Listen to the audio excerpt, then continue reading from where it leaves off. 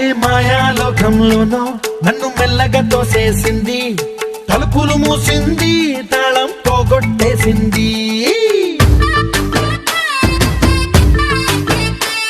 ఆ మబ్బుల అంచుల దాకా నా మనసుని మోసేసింది, చప్పుడు లేకుండా నిచ్చెన పక్కకు లాగింది.